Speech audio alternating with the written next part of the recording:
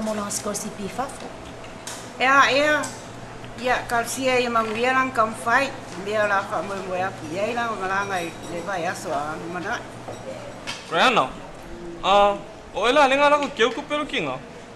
Yoi. Ol me foi ngala que mang fo ko eu fo linga.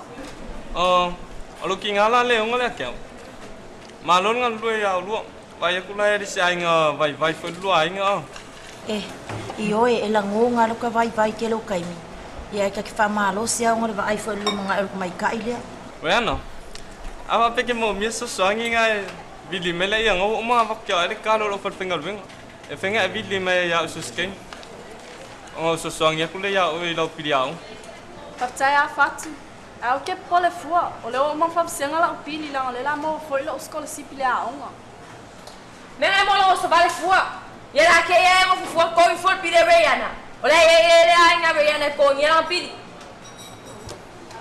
se keo kuia wa mi le ana la sa o le ya fa manga o mi e ka akal so soangi o le mi nga lo winga mongi nga o sa wa nga mai fa au ko fa nga mi o fa nga ele ma ka ngo fie ele ma nga ia Fafkaya ko mo me umar nga fias.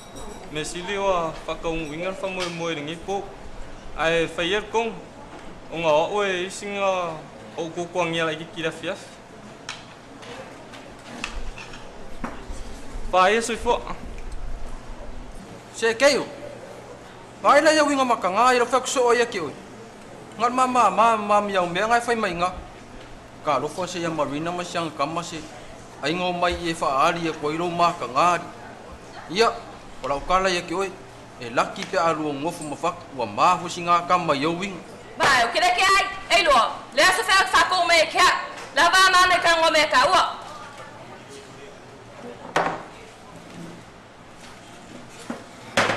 Marina Mlayana o ke fa malia ku ya o roma me o ku ni ya fiafi ya lo fa mangalo mai fo ni ya inga ai fa kaya ko ngol wa manga ia mai o bala awaku umar fanga ia ka ko ka sua fa ka singe ya fiafi Ia kase fo ya ku lo sangoanga. Ni ai o ke le o mai ka wa kua ngi me o kupu nge fiafi. Waru fo nga kai mi mo nga leanga. Pau ngi la o so aku nge fiafi fa mo mole pen fa ngi sa mo se mole aku ma ua nga kar ma fale. Ai fa kaya mo me uma.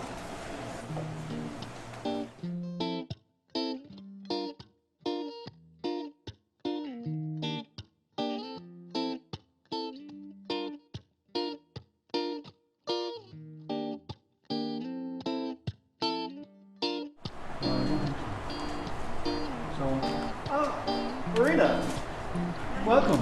Have a seat. What can I do for you? I just follow up if my daughter Rihanna dropped off my letter for you. Yes, she came by a few days ago. I've already started working on your will. All you need to do now is let me know who your trustee is, and I'll get working on it. Oh, okay. Here's my confirmation letter. So you already have a person in mind. Yes. Well, everything looks to be in order here. All you need to do is make sure that she gets a copy, your trustee gets a copy of the letter, and we're good to go. Thank you. Well, you have a good one, Marina.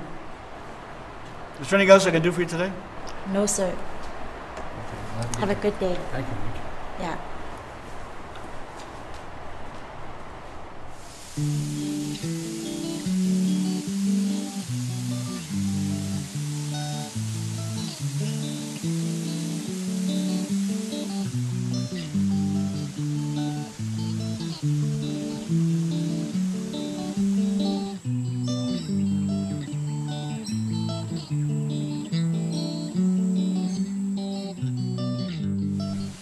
Titi, o que me siang e oi.